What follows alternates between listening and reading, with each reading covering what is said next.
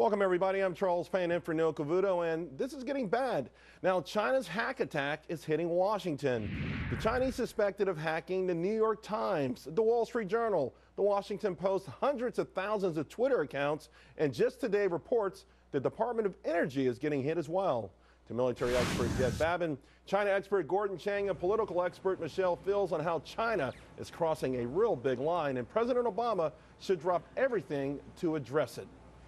I want to start with you, Jed. On the military side, we hear about cyber war and cyber warfare, and I'm not sure a lot of people take it seriously anymore. Can we describe what's at stake here? Well, really what's at stake is every secret that we have in our country and pretty much every computer network which runs virtually everything we do. This is really serious stuff, Charles. This is, maybe it's short of an act of war, but China's been going on this path for a long, long time. I think about 4 or 5 years ago, they hacked into the Army's computer system in the Pentagon and shut down their email. So this is not new. The Titan Rain, a codenamed effort that we investigated about 10 years ago from China, there's only two types of government agencies in the United States, those who have been hacked by China and those who don't know they've been hacked. This happens roughly 100 times a day, attacks coming in from China from all sorts of places in China, mostly Guangdong province. It's a military effort by the Chinese. It's a highly successful cyber espionage effort. So, Michelle, with a problem as great as to this extent, no reaction necessary. I rarely hear anything from Washington. Of course, in the political realm, we always hear China manipulating the currency, but no one ever seems to talk about this, which seems infinitely more dangerous ultimately. Yes, it's a shame that we don't see this administration holding countries accountable when there are cyber attacks coming from their shores, especially when we believe that it's state-sponsored. It seems like we're really lacking leadership when it comes to cybersecurity. We're not talking about useless information. We're talking about our country's intellectual property, our secrets.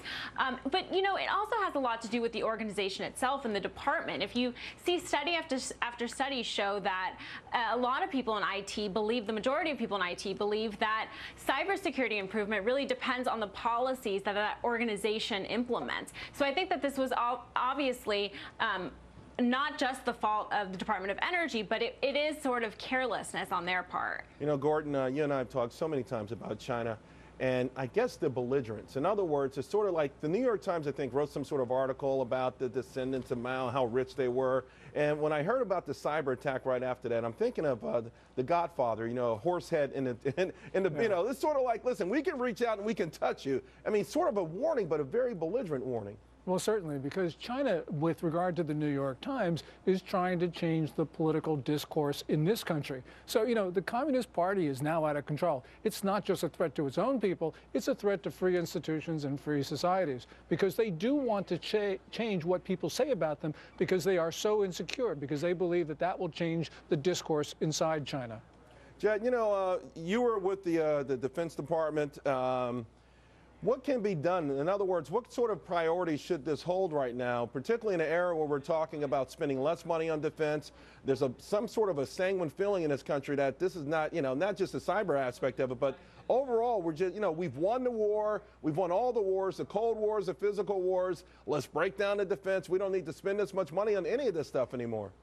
Well, that's a really key point, Charles. One of the things that we're facing right now is a disproportionate relationship between what offensive aggressors going against us do and the ability of our people to defend against it. It's real simple and, well, relatively simple, I should say, and very inexpensive comparatively to have a big offensive cyber war capability. It's enormously expensive to defend against it. So defense cuts across the board, maybe not such a good idea. We are doing things, not maybe enough. Cyber Command has, at this point, I believe, no offensive doctrine. That means they can defend, but they don't have the ability to strike back. We ought to have a means by which we would strike back immediately, pretty much automatically. When someone is hacking into a U.S. government agency, they ought to get something in the email in return. I'm oversimplifying it and being a little silly about this, but their computers ought to be automatically attacked and pretty much taken down. I agree. That's the doctrine we should have. We should send them back a horse head, right? I mean, listen, yeah,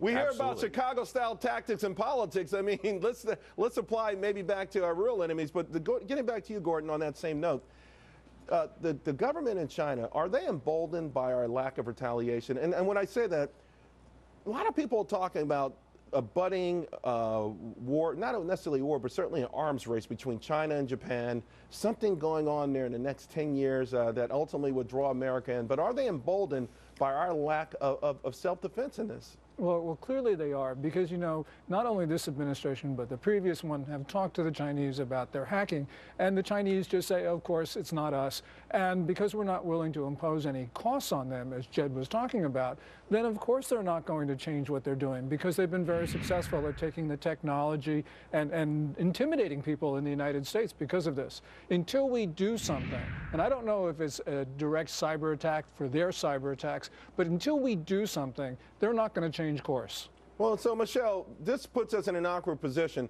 Politically, though, it never seems like at least this administration, maybe even the Bush administration, ever paid a price with respect to public relations in this country.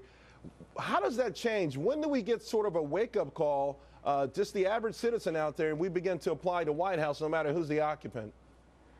I think when individuals start feeling it affecting them, look, I think they need to demand that there needs to be a global code of conduct. When this happens, we need to apply pressure on those countries, especially if it's state-sponsored. We need to say, hey, you need to bring these hackers to justice. We can't just allow this to keep going on and not saying anything just because the Chinese say, oh, no, it wasn't us. There needs to be a pressure applied, and the White House needs to do it. You know, Jed, after 9/11, the conventional wisdom shifted to the ultimate terrorist attack would come via the internet. What kind of risk are there? I mean, is it true that there could ultimately, let's just say, ultimate worst case scenario, that America could be brought down via the internet? Yeah, I think that is the ultimate worst case scenario, but we've got to have some credit here for the people who are working very hard to cut that off. I mean, I have several people I know in that part of the world, in our part of the cyber world, and, you know, we really are spending a lot of money. There's a lot of very smart guys out there who are working hard to protect our assets, and I think we're in pretty good shape. That's not to say something really bad couldn't happen, but I think we're in a lot better shape than people know. My problem is cutting defense across the board is going to cut cyber and a lot of things that shouldn't be cut, and we really need to have that offensive doctrine. You know, with all due respect to Michelle, the idea of a global code of conduct is nonsense. Nobody's going to obey it anyway. We need to have our shields up in Star Trek terms, and we need to be able to fire back whenever we're attacked. All right, guys, we're going to have to leave it there. You all have been fantastic. Really appreciate it. Coming up after Thank you.